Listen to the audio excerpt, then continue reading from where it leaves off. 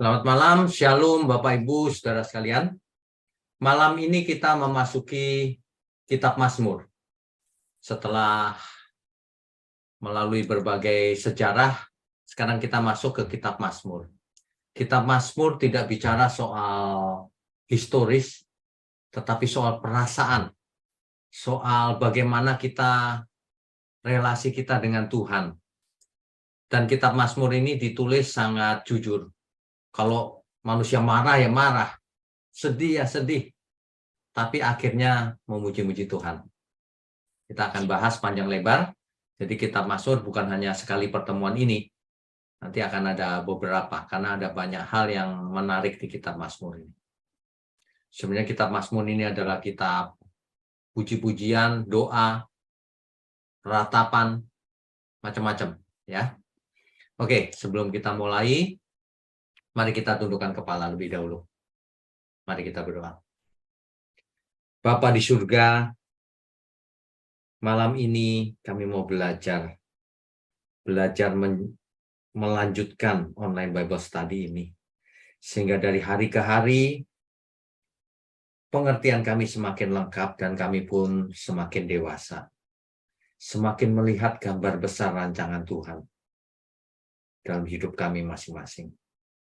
Terima kasih Bapa, berkati mulut hamba-Mu untuk menyampaikan kebenaran ini. Hanya di dalam nama Tuhan Yesus kami berdoa. Amin. Baik, malam ini adalah sesi pertama dari Kitab Mazmur, ya, yang saya beri judul 5 kitab. Rupanya tidak banyak orang tahu bahwa Kitab Mazmur itu terdiri dari 5 bagian, ya, karena sangat panjang. Oke, kita lanjutkan dulu. Ya.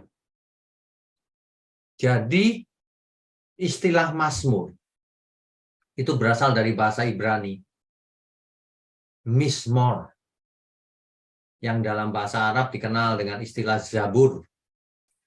Ya, teman-teman kita menyebutnya Zabur. Tetapi dalam kitab Ibrani tidak disebut Mizmor, melainkan Sefer Tehillim. Maksudnya artinya adalah puji-pujian. Lagu puji-pujian. Ya. Dalam bahasa Inggris, kitab ini mengambil istilah dari Septuaginta. Septuaginta itu adalah kitab Perjanjian Lama yang diterjemahkan ke dalam bahasa Yunani sebelum zamannya Tuhan Yesus. Berapa abad sebelum zamannya Tuhan Yesus diterjemahkan. Sehingga pada zamannya Tuhan Yesus, Septuaginta sudah beredar juga, bahasa Yunani, ya. Di Septuaginta kitab ini disebut Psalmos. Psalmos. Makanya bahasa Inggris mengambil pakai kata psalm. Psalm, ya. Nah, begitu. Oke, kita lanjutkan dulu. Ya. Ini adalah studi katanya. Mizmor artinya lagu, ya, atau mazmur. Bisa juga artinya maskil atau samir, ya, macam-macam istilahnya. Oke, kita lanjutkan dulu. Nah, ini dia dalam bahasa Septuaginta dipakai kata Psalmos. Psalmos, sudah. Saya pakai huruf hijau dulu, ya. Ini Psalm berasal dari kata Psalmos. Ya. Oke, kita lanjutkan dulu. Ya. Penulisan Kitab Mazmur ini ditulis sebagai ekspresi daripada ratapan dan pujian. Ada ratapannya, ada pujiannya, penyembahannya. Dan ditulis dalam bentuk puisi. Puisi dan nyanyian, memang nyanyian lagu untuk dinyanyikan, ya, kepada Tuhan. Yang terdiri dari 150 syair Ibrani. Jadi Bapak Ibu kalau memperhatikan Mazmur, ada 150 pasal. Nanti dicek ya, kitab Mazmur itu total ada 150 pasal. Daud menulis 73 Mazmur, 3.600 nyanyian. Terus Asaf menulis 12 Mazmur, anak-anaknya Korah 11 Mazmur, Salomo menulis 2 Mazmur, sedangkan Heman yaitu anak-anak Korah 1 Mazmur, Etan 1 Mazmur, dan Musa 1 Mazmur. Ya. Sedangkan 49 Mazmur yang lain tidak diketahui penulisnya. Ini. Bapak Ibu perlu tahu ya, jadi yang namanya pemazmur tidak hanya Daud. Selama ini kan banyak orang beranggapan bahwa kitab Mazmur ditulis oleh Daud saja. Tidak. Ada Daud, ada Asaf, ada anak-anak Korah, ada Salomo, ada Heman, ada Etan, ada Musa. Ya. Kemudian ada yang tidak diketahui penulisnya. Tetapi hampir separuh, 73 Mazmur, ditulis oleh Daud. Totalnya 150, jadi hampir separuh. Itulah sebabnya kitab Mazmur disebut Mazmur Daud. Karena sebagian besar ditulis oleh Daud. Itu juga yang mengakibatkan orang pada umumnya menganggap bahwa seluruh Mazmur ditulis oleh Daud. Sebenarnya tidak demikian, ya. Oke, kita lanjutkan dulu. Ya. Kitab ini ditujukan kepada umat Israel. Tahun penulisannya tidak jelas, tapi yang jelas antara zamannya Musa di tahun 1440 sebelum Masehi sampai kepada pembuangan di Babel. Ya. Kita sudah belajar dari kitab Keluaran sampai terakhir Esther yang ada di pembuangan di Babel, yaitu di Persia. Bagi Bapak Ibu yang belum mengenal benar cerita ini, silakan mengikuti dari awal online Bible Study ini. Saudara tidak perlu merasa ketinggalan atau apa. Sebab yang namanya belajar kebenaran itu tidak ada yang ketinggalan. Mulai saja dari awal, ikuti secara jangan tergesa-gesa, ikuti dan nikmati supaya mengerti.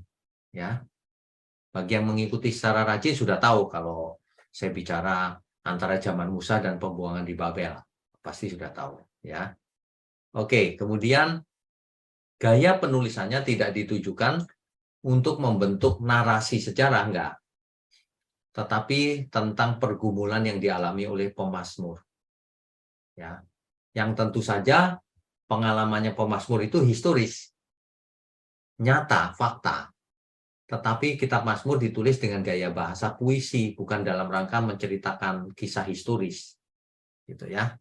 Nah, karena Daud adalah penulis utama dari Mazmur, maka seringkali kitab Mazmur ini disebut dengan Mazmur Daud. Yang luar biasa dari Mazmur ini adalah di Perjanjian Baru sering dikutip bahkan oleh Tuhan Yesus sendiri. Nah, kutipannya dari 283 kutipan, Perjanjian Baru mengutip Perjanjian Lama itu sekitar 283 kutipan. 116 kutipannya berasal dari kitab Mazmur. Atau 40% lebih diambil dari kitab Mazmur. Jadi ini termasuk kitab yang sangat luar biasa. Oke, kita lanjutkan.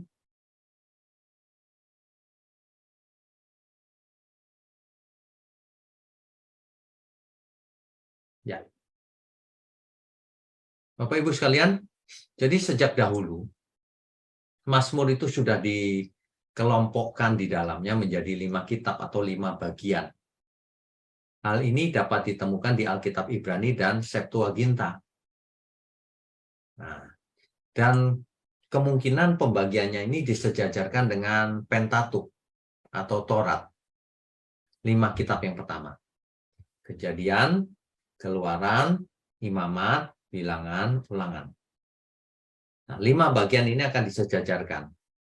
Ini menurut tradisi begitu, ya. Masing-masing bagian diakhiri dengan doksologi pujilah Tuhan. Pujilah Tuhan atau haleluya. Ya, masing-masing bagian. Coba kita periksa ya. Kitab yang pertama, bagian dari Mazmur yang pertama, itu adalah pasal 1 sampai 41. Coba kita baca Mazmur pasalnya yang ke-41. Mazmur pasal 41. Ya, ayat terakhir, saudara. Pujilah Tuhan Allah Israel dari selama-lamanya sampai selama-lamanya. Amin. Ya, amin. Nah, itu penutup dari bagian pertama. Dipisahkan oleh terpujilah Tuhan. Ya, itu bagian yang pertama. Bagian yang kedua, dari ayat 42 sampai 72. Coba kita periksa pasal 72.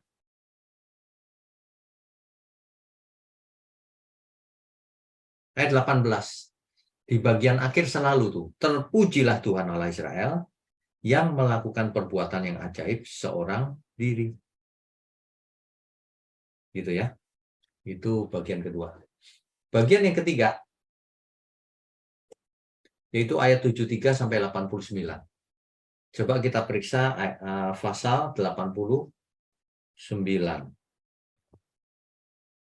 Ya, ayat terakhir 52. Terpujilah Tuhan untuk selama-lamanya. Amin, ya amin. Ini merupakan apa? Batasan dari setiap bagian. Ditutup dengan terpujilah Tuhan. Ya. Oke. Yang keempat, ayat 90 sampai 106. Coba kita lihat ayat pasal 106. Ayat terakhir 48. Terpujilah Tuhan Allah Israel dari selama-lamanya sampai selama-lamanya. Jelas ya Bapak Ibu ya. Pembagian bukunya itu begitu. Nah, buku kelima yaitu pasal 107 sampai pasal terakhir 150. Di pasal terakhir 150 ini malah banyak sekali. Dari ayat pertama haleluya, kemudian ayat 2 pujilah Tuhan, ayat 3 pujilah Tuhan, ayat 4 pujilah Tuhan, ayat 5 pujilah Tuhan, pujilah Dia. Ayat 6-nya malah ditutup dengan haleluya. Jadi begitu pembagian daripada kitab Mazmur secara garis besarnya dulu. Ya. Nah, kemudian kalau kita lihat bagian kedua, itu adalah 42 sampai 49 itu Mazmurnya dari anak-anak Korah. Nah, sisanya 56 sampai 60 itu miktam namanya. Miktam itu kemungkinan besar adalah suatu istilah musik. Karena ini pujian kan, ya. Sedangkan buku ketiga ditulis oleh Asaf. Buku kelima ada yang namanya Halel, Mazmur Halel. Itu berupa pujian penyembahan. Ya, ada yang ucapan syukur, ada yang perlindungan, ada yang pujilah Tuhan 146 sampai 150. Begitu ya. Jadi oke, kita lanjutkan dulu ya. Ya. Nah, penulis kitab Mazmur sebenarnya sebagian tidak diketahui. Yang diketahui adalah yang sebagai berikut. Yang pertama, Daud. Daud menulis 73 Mazmur. Tersebar di buku pertama dan kedua. Kitab pertama dan kedua. Tapi juga menyebar di kitab 3, kitab 4, kitab 5. Bagian ketiga, bagian keempat, bagian kelima. Nyebar juga yang ditulis Daud. Kemudian anak-anak dari Korah, ini pasal-pasal yang ditulis. Asaf, ini pasal-pasalnya. Salomo, Salomo cuma 2 pasal, 72 dan 127. Heman 1 pasal, Etan 1 pasal, dan Musa 1 pasal. Jadi rupanya pemazmur ini ada minimal ada 7 penulisnya. Tapi sebagian besar adalah Daud. Ya. Makanya disebut Mazmur Daud. Oke, kita lanjutkan dulu. Ya. Kitab Mazmur ini unik, Saudara. Uniknya bagaimana? Ada yang istimewa, yaitu merupakan kitab paling panjang di Alkitab kita. Terdiri dari 150 pasal. Kitab yang lain nggak ada 150 pasal. Paling panjang ini. Ya. Kemudian pasal terpanjang di kitab Mazmur adalah pasal 119. Ini pasal yang terpanjang. Punya 176 ayat. Sedangkan pasal terpendeknya pasal 117. Punya 2 ayat. Yang panjang-panjang banget. Yang pendek cuma 2 ayat. Ya. Yang di tengah adalah pasal 118. Ini perhatikan keteraturannya. 117 yang paling pendek, tengah-tengahnya 118, yang paling panjang 119. Bisa urut gitu ya. Bisa urut. Nah, ada 73 pasal yang dimulai dengan kalimat Mazmur Daud. Artinya ditulis oleh Daud. Gitu ya. Nah, kitab Perjanjian Baru mengutip Mazmur lebih banyak dibandingkan kitab-kitab lain di Perjanjian Lama. Kita sudah sebut tadi ya. Dan Mazmur mengindikasikan Mesias. Nanti kita bahas di Rabu mendatang. Rabu mendatang kita akan bahas Kristus di kitab Mazmur. Kok bisa ada Kristus di kitab Mazmur? Bagaimana ceritanya? Nah, ini sangat menarik. Ya. Oke, kemudian kita bahas di kitabnya perlahan-lahan dari pasal pertama. Di pasal pertama itu baru pendahuluan atau introduksi ya, pendahuluan. Yang intinya coba kita baca ya, karena ini bagus. Mazmur pasalnya yang pertama.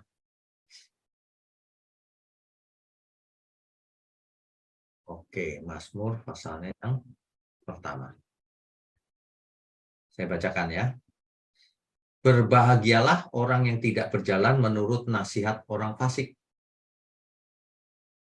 yang tidak berdiri di jalan orang berdosa, dan yang tidak duduk dalam kumpulan pencemooh. Kenapa? Karena kalau kamu bergaul dengan pencemooh, kamu jadi pencemooh. Dan itu sudah terbukti. Para pencemooh gerombolnya sama pencemooh. Orang yang kedagingan gerombolnya sama orang yang kedagingan. Ya. Ayat 2. Tetapi yang kesukaannya ialah Taurat Tuhan. Dan yang merenungkan Taurat itu siang dan malam. Sampai dijadikan lagu ini ya. Bapak Ibu kalau membaca, mesti memperhatikan konteks. Ingat baik-baik itu. Mazmur ini ditulis antara zamannya Musa sampai pembuangan di Babel. Jadi ceritanya masih Taurat, belum Injil. Ya. Tuhan Yesus belum datang. Makanya disebutkan, tetapi yang kesukaannya ialah Taurat Tuhan. Kalau zaman sekarang, kita mengaplikasikan Mazmur, yang kesukaannya ialah firman Tuhan, kebenaran. Seluruh Alkitab, bukan hanya Taurat. Begitu kalau mau lihat konteksnya. Jadi jangan sampai salah konteks. Ya. Dan yang merenungkan Taurat itu siang dan malam. Dan yang merenungkan kebenaran siang dan malam. Dan yang merenungkan kehendak Tuhan siang dan malam. Begitu. Ya. Ayat 3. Ia seperti pohon yang ditanam di tepi aliran air, yang menghasilkan buahnya pada musimnya, dan yang tidak layu daunnya, apa saja yang diperbuatnya berhasil. Sebenarnya Mazmur ini kan berupa lagu ya, Bapak Ibu ya. Nah, nada tepatnya sudah hilang karena tidak ditulis. notnya di sini.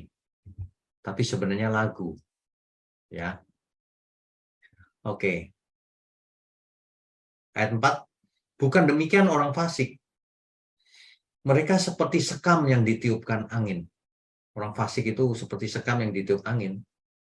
Sebab itu orang fasik tidak akan tahan dalam penghakiman. Begitu pula orang berdosa dalam perkumpulan orang benar. Nggak bisa. Nggak bisa ngumpul. Bisa sih sebentar, habis itu dia nggak betah pasti. Ya. Sebab Tuhan mengenal jalan orang benar, tetapi jalan orang fasik menuju kebinasaan. Introduksi daripada kitab Mazmur ini menjelaskan kepada kita bahwa yang berbahagia adalah orang yang tidak ngumpul dengan orang fasik. Yang kesukaannya merenungkan hukumnya Tuhan, kehendak Tuhan. Dan orang fasik akan mengalami kebinasaan. Sedangkan jalan orang benar menuju ke Tuhan. Nah, ini adalah introduksi daripada kitab Mazmur. Ya. Kemudian ayat 2 juga masih introduksi. Ayat 2-nya kalau kita cari konteksnya. Bapak Ibu kalau membaca kitab Mazmur, hati-hati harus menangkap konteksnya. Kalau tidak, ayatnya ini kan panjang sekali. Bisa lupa terus bingung. Apalagi kalau orang yang biasa membaca Alkitab itu cuma satu ayat gitu. Wah, nggak bisa baca kitab Mazmur dia pasti. Apalagi kalau membaca ayat Alkitab selalu harafiah. Nggak bisa baca kitab Mazmur. Kitab Mazmur ini harus dimengerti konteks besarnya. Dan seringkali dipakai bahasa-bahasa figuratif karena bentuknya puisi. Ya. Oke.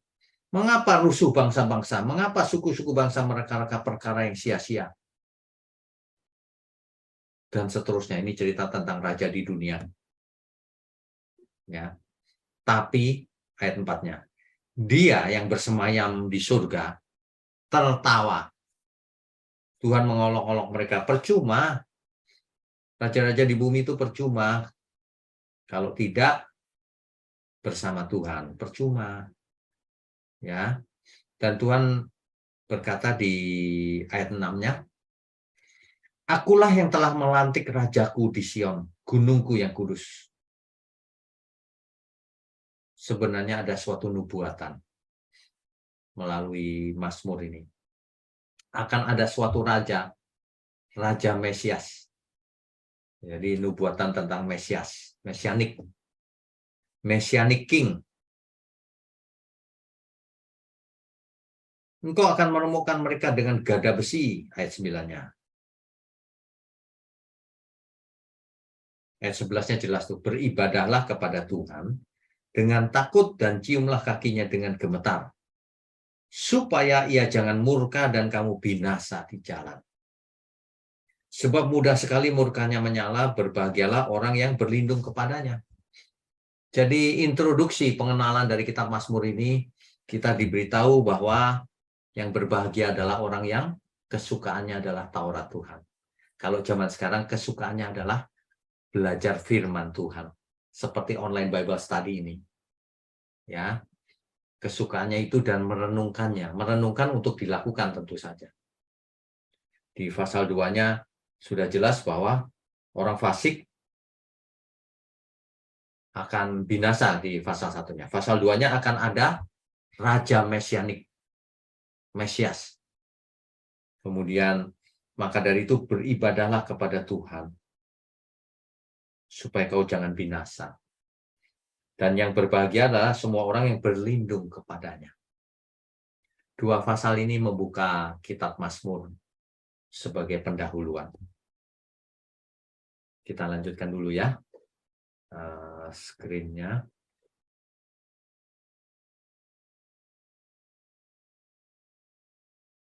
Ya. Oke, kita lanjutkan. Ini pasal 1 tadi. Sebagai introduksi pasal 2-nya ini. Nah, kitab Mazmur itu seperti buku doanya umat Tuhan. seperti buku doanya, ya, dan menantikan kerajaan yang mesianik, ya, kerajaan yang selama-lamanya, ya, Mesias itu konteksnya. Oke, kita teruskan dulu. Ya, jadi pembagiannya begini, 5 kitab itu pembagiannya begini. Mazmur pasal 1 sampai pasal 41 itu satu bagian. Kita sudah lihat di ayat 41-nya ditutup dengan pujilah Tuhan. Itu sekat dari perbagian.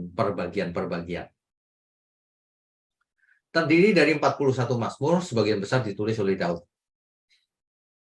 Mazmur pasal 1, 2, 10, dan 33 tidak disebutkan penulisnya.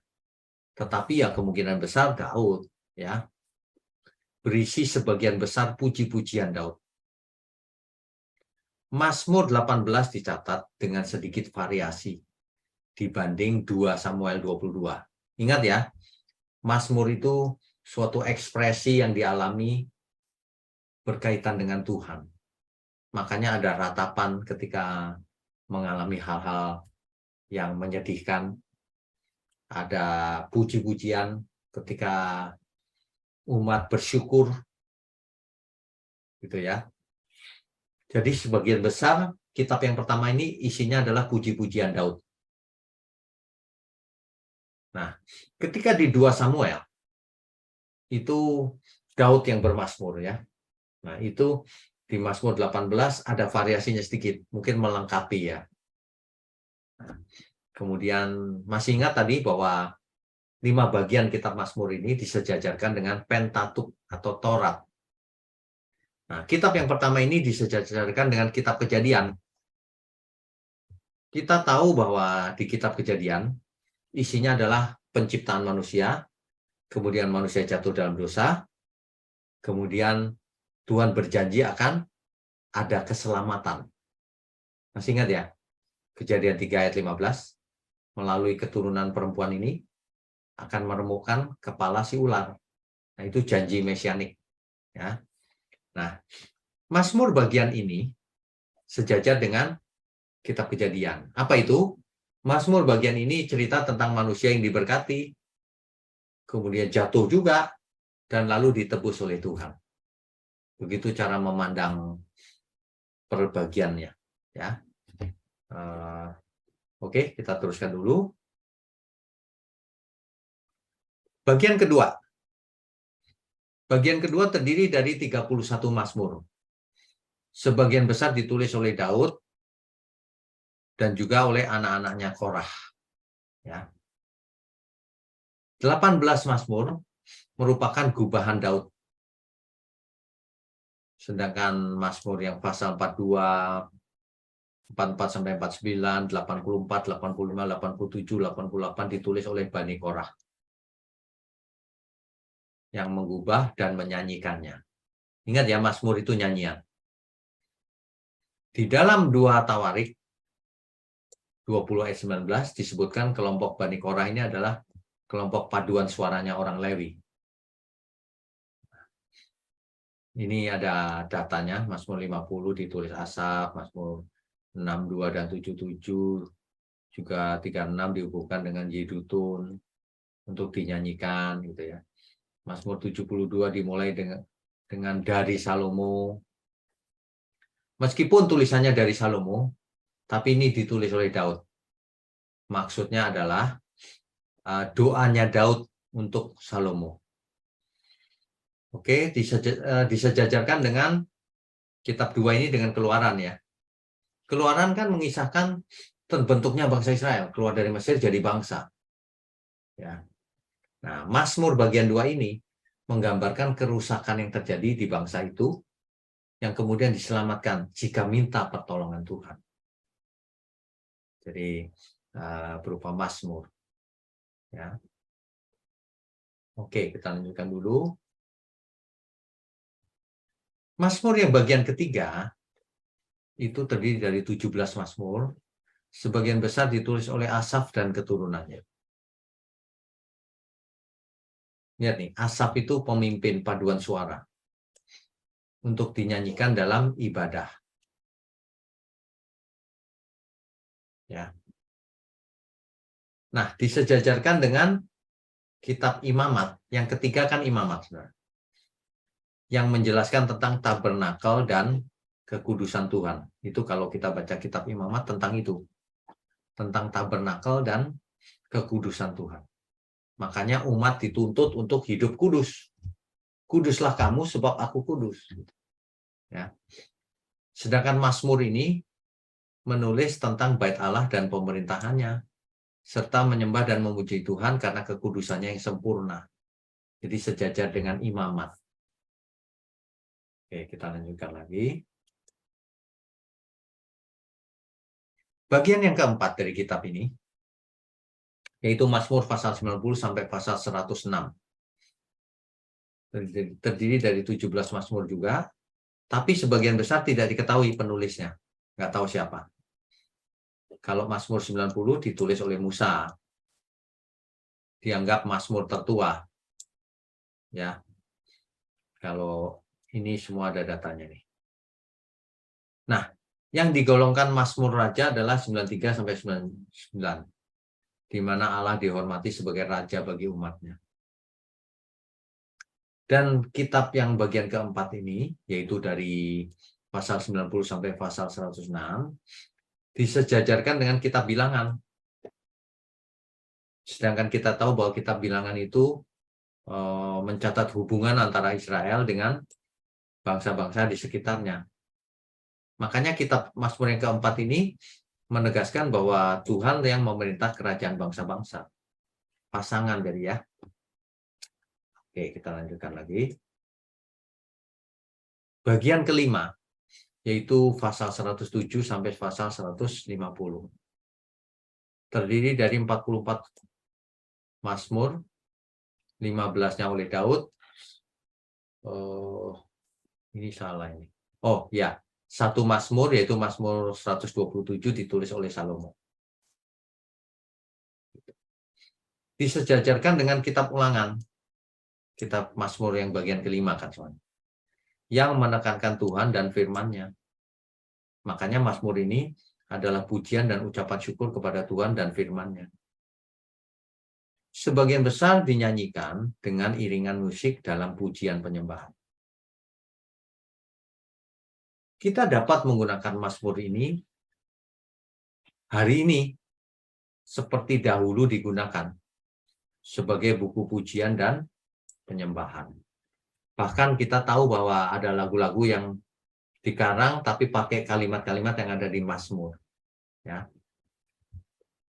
Yang istimewa adalah pasal 146 sampai 150. Coba kita periksa ya, apakah benar. Mazmur pasal 146 sampai 150.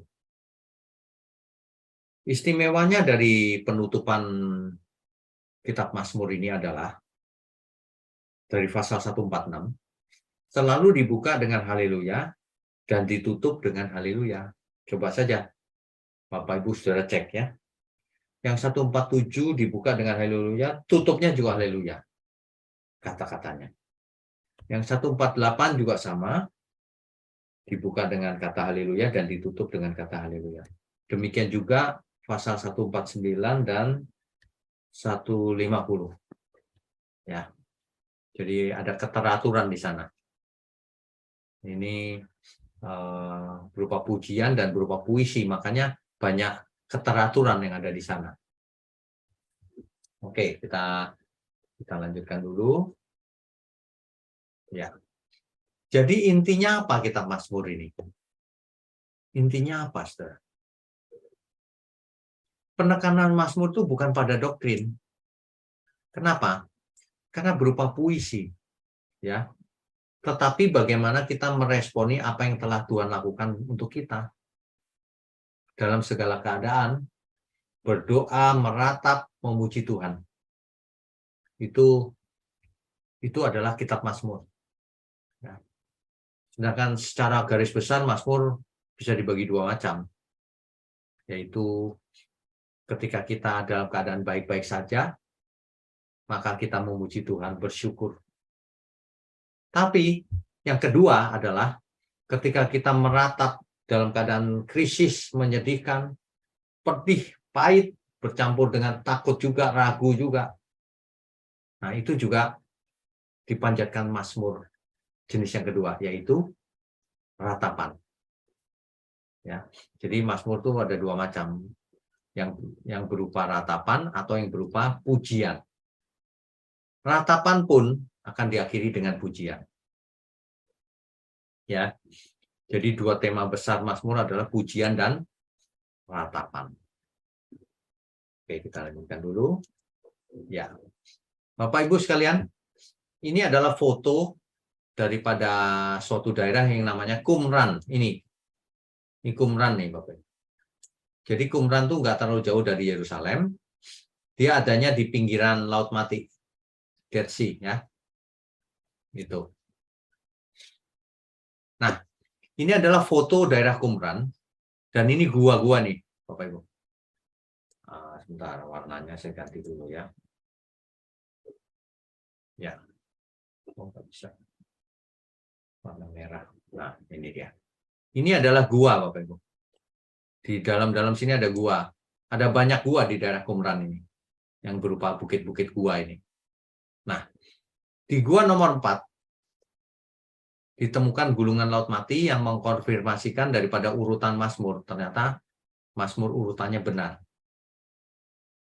Bapak Ibu perlu tahu, kenapa ada kitab di dalam gua di sini? Gua di Qumran. Ceritanya dahulu, Roma mengejar orang-orang Yahudi, penganiayaan. Nah, sebagian melarikan diri, yaitu kelompok Esseni dari Yahudi, melarikan diri hidup di gua-gua. Mereka berkomunitas di dalam sana.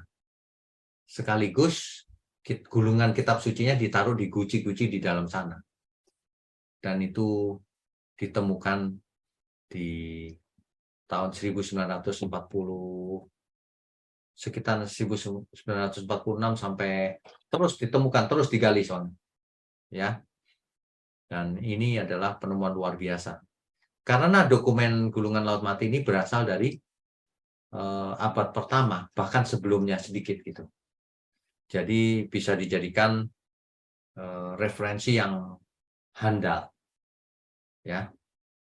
Oke, kita lanjutkan dulu. Ya. Bapak Ibu sekalian, di Rabu mendatang memasuki sesi 2 kitab Mazmur, yaitu Kristus di kitab Mazmur. Ya. Kristus di kitab Mazmur. Pastikan Bapak Ibu Saudara ikut urut. Sebab kalau nggak urut, nanti ada yang bolong, nggak ngerti nanti. Ya. Ini belum apa-apa. Sesi pertama ini hanya berupa introduksi. Belum masuk ke dalamnya. Nanti di sesi-sesi mendatang, kita akan mendekati kitab Mazmur bukan per bagian begitu, bukan. Tapi per tema. Supaya menarik. Sebab kalau kita mengikuti membaca ayat demi ayat, waduh, itu 150 pasal itu bisa capek dan kehilangan arah. Nggak ngerti malah. Makanya kita akan dekati sesi-sesi mendatang kitab Mazmur ini per tema. Di Rabu mendatang temanya adalah Kristus di Perjanjian Lama. Di kitab Mazmur maksud saya. Ya.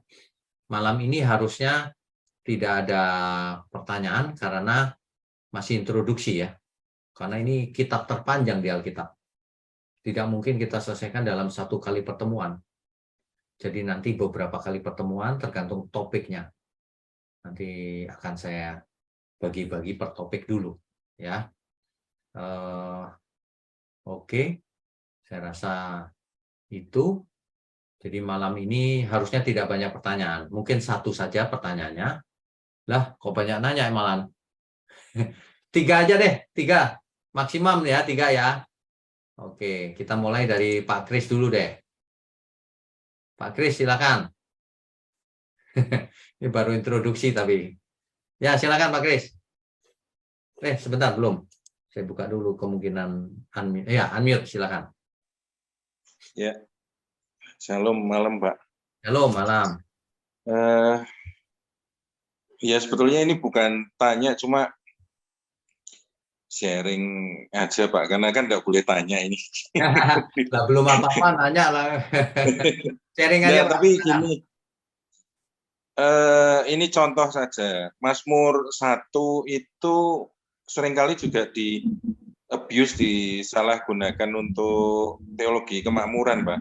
Oh, ya itu ah, Nah, gimana Pak? ini Tanya. yang Mazmur 1 pasal 3, makanya kenapa saya raise hand itu karena barangkali ada Oh sesi ya, tanya jawab. ya, ya. Yang ia seperti pohon yang ditanam di tepi aliran air, yang menghasilkan buahnya pada musimnya dan yang tidak layu daunnya. Apa Ya, saja yang diperbuatnya berhasil. Nah, ini dikaitkan dengan kesuksesan secara duniawi, Pak. ya, Pasal 1. Padahal kan sebetulnya di Yeremia 17 ayat 8 kan ayat ini kan dijelaskan sebetulnya. ya. Tuh. Tapi Jadi, gini Pak, ya. itu tidak mengherankan. Kenapa? Karena saya pernah lihat ada satu buku Pak, ini benar-benar teologi kemakmuran, Pak. Dari Kejadian sampai Wahyu ada semua Pak ayatnya yang untuk teologi kemakmuran. Luar biasa kreatifnya. Justru itu halusinasinya kan kelihatan Pak sebetulnya.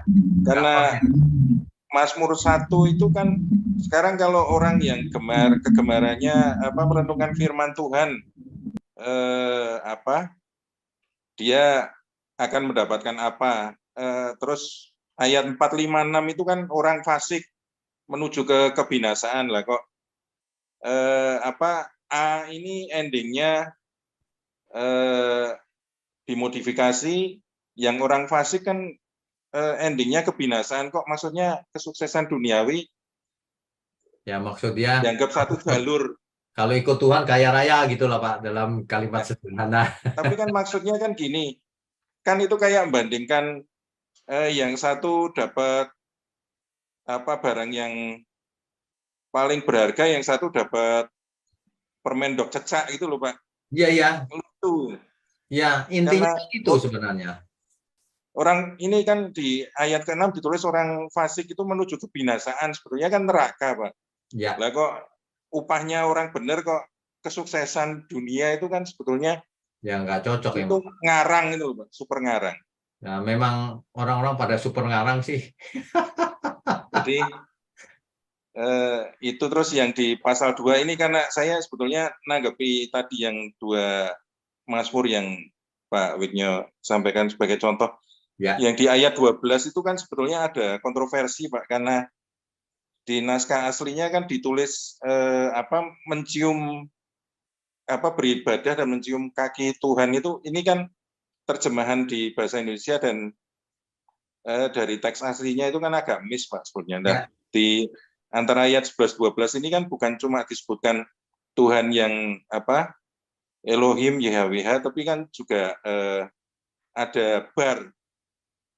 Bar itu kan kata Aramaik, tapi ini kan Mazmur 2 ini ditulisnya dalam bahasa Ibrani Pak. Jadi sebetulnya agak ada ada nyampur sedikit.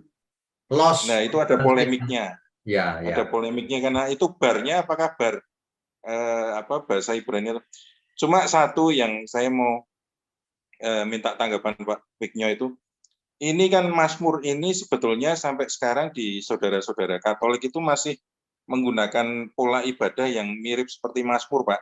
Ya, Kayak ada doa syukur agung 1, doa syukur ya, agung 2 dan sebagainya.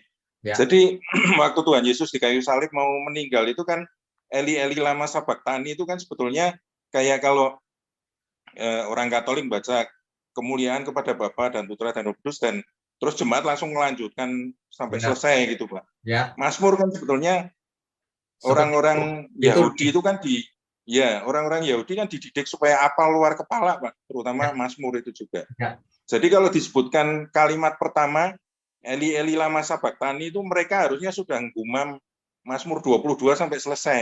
ya. Makanya setelah Tuhan Yesus ngomong Eli Eli lama sabaktani, terakhir kan bilang sudah selesai, itu kan maksudnya yang di Mazmur 22 itu sudah digenapi semua hari itu, maksudnya Ya, kan itu. ya.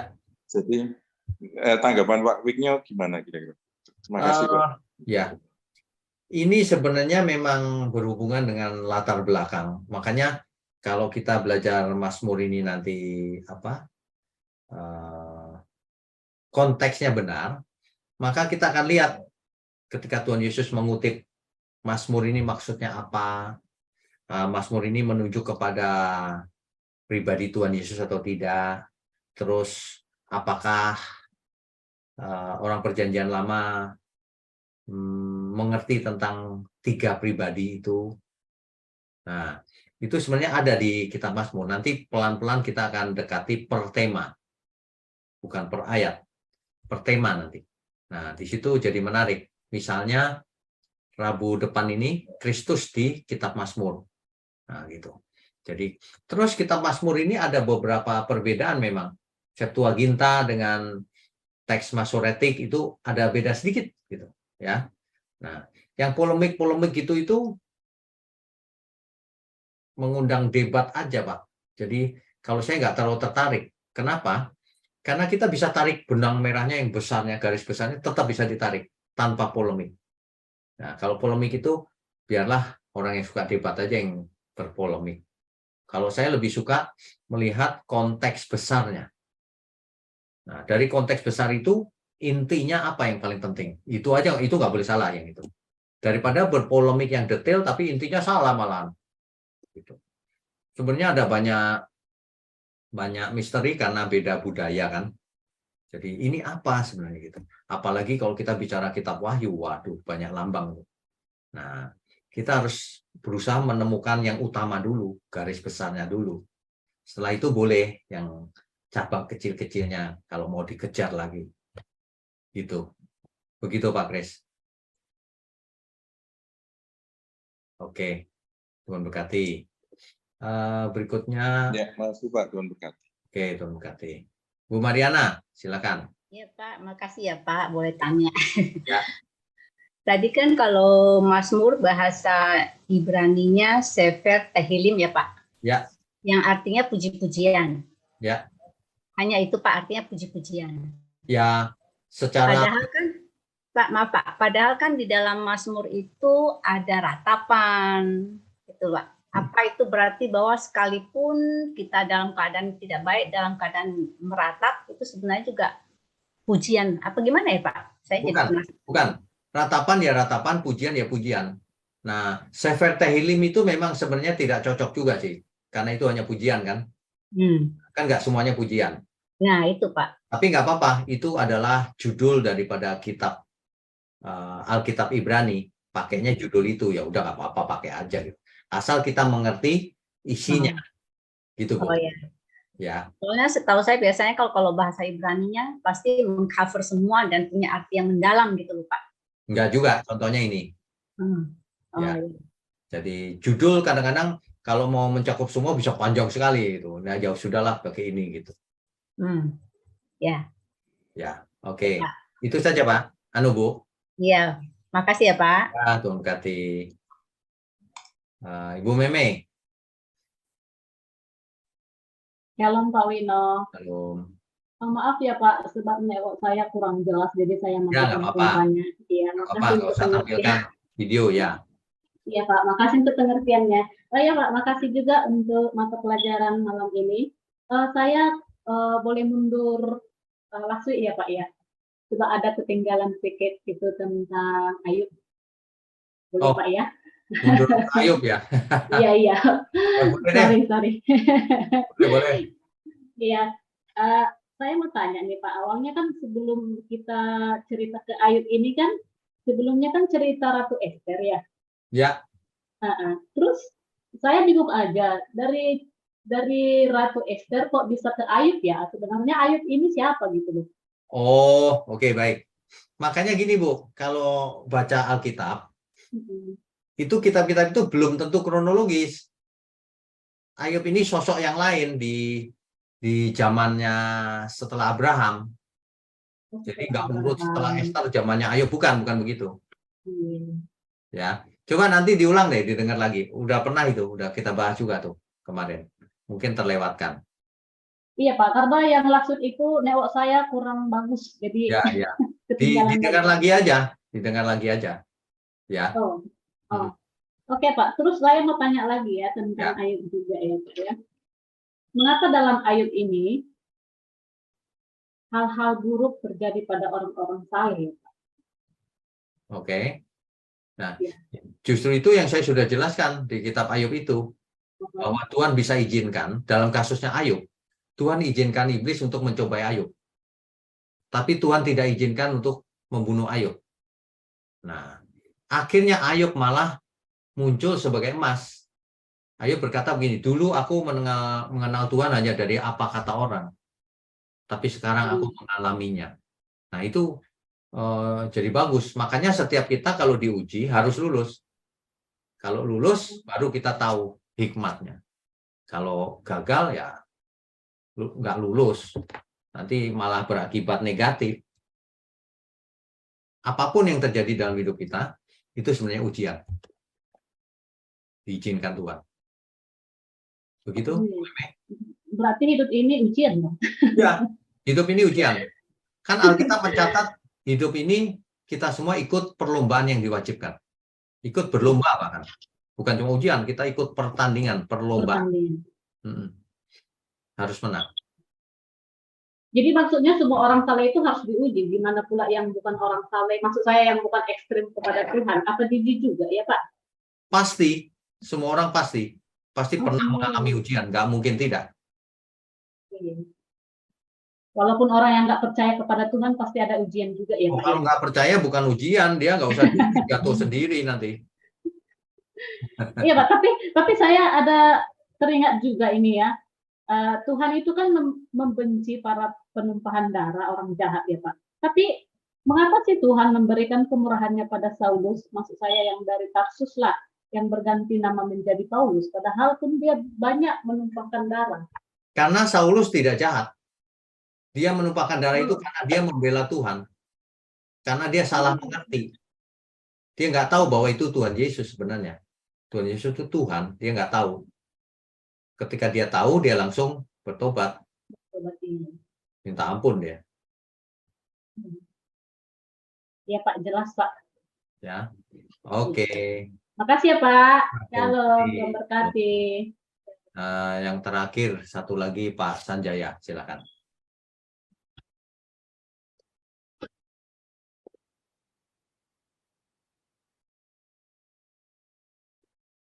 Bantu unmute ya Pak. Shalom Pak. Shalom, silakan Pak. Dengar Pak ya? Dengar, jelas. Pak, saya mau tanya satu aja Pak. Ya.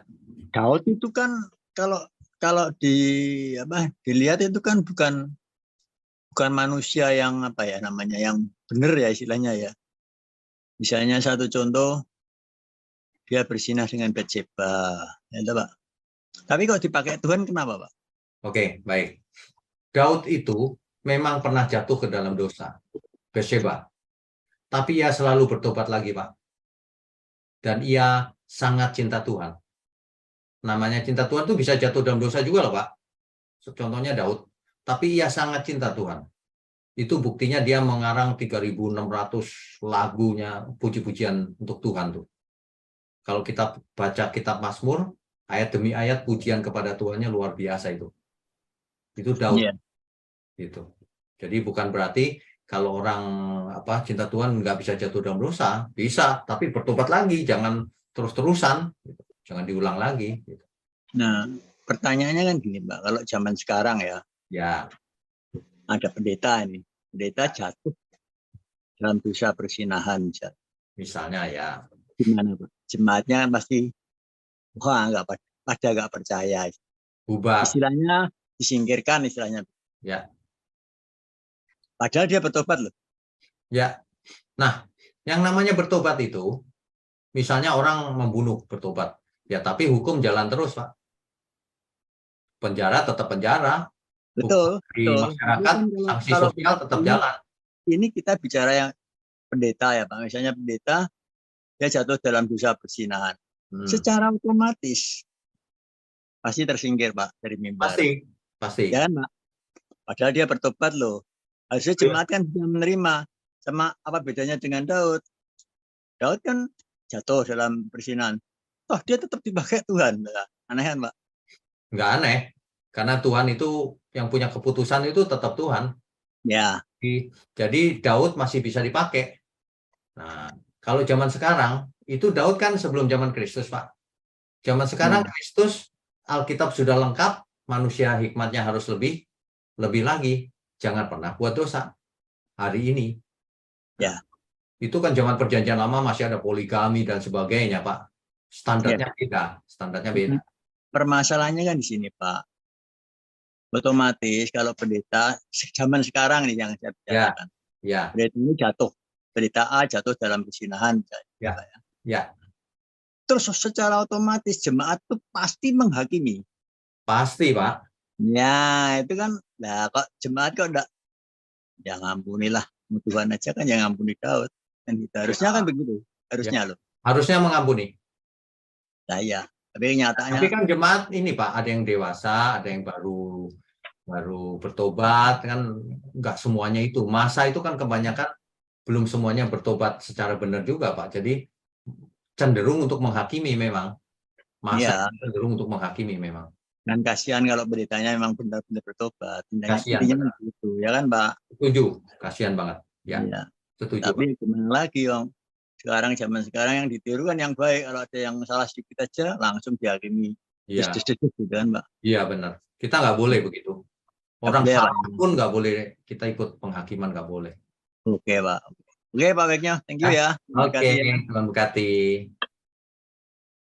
Terakhir Pak Rafli, silakan. Ya, selamat malam Pak Wiknyo. Malam.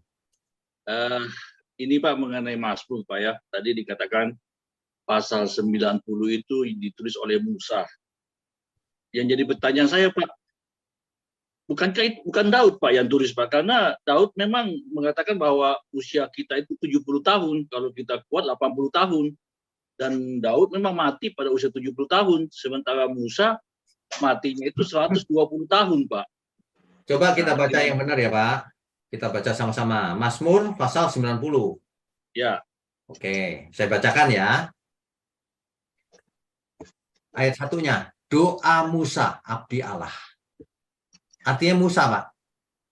Oh, dari depan itu Pak ya. Iya, konteksnya ini Musa. Jadi ketika bicara masa hidup kami 70 tahun dan jika kami kuat 80 tahun, Musa sedang memimpin bangsa Israel. Musa umurnya 120 tahun. Tapi bangsa Israel yang dia pimpin karena nggak ikut Taurat, nggak taat, umurnya cuma 70 sampai 80. Gitu, Pak. Jadi bukan apa usia dia yang dia pakai jadi acuan Pak ya. Bukan, ini umat yang dia pimpin. Pada umumnya 70, kalau sampai 80 pun kesukaran dan penderitaan, kebanggaan. Ya betul. Gitu Pak. Ya, selama ini saya pikir itu Daud Pak. Oh, bukan. Karena yang berjanji untuk tidak memberi penyakit kan Tuhan juga. Jika engkau melakukan segala ketetapanku ini, maka penyakit yang ada di Mesir tidak akan menimpamu dan seterusnya. Nah, ini menimpa. Kenapa? Karena enggak bandel sih. Tegak tengkuk. Gitu, Pak. Oke, satu lagi Pak ya. Oke. Yang mengenai Ayub. Sebentar, Pak. Sebentar. Soal 70-80 tahun ini. Ini kan seringkali dikhotbahkan hari ini. Ya. Nggak lihat konteks ya. Kalau lihat konteks, itu doa Musa. Kalau doa Musa artinya bukan 70-80. Kalau kita taat, bisa 120 maksimal. Gitu Pak ya. Ya, konteksnya begitu. Iya. Buktinya banyak yang 90 kan banyak 90. Masa salah kita? Nah, kenyataannya Pak memang seperti itu Pak. 70 tahun itu udah pada koid Pak. Ya. Oke. Ya. Jadi pendeta-pendeta hamba Tuhan selalu mengacu kepada umur 70-80 tahun Pak. Betul Pak. Apalagi kalau 90 tahun itu udah jarang sekali Pak ya. Oh. Ya, mengenai Ayub Pak tadi ya.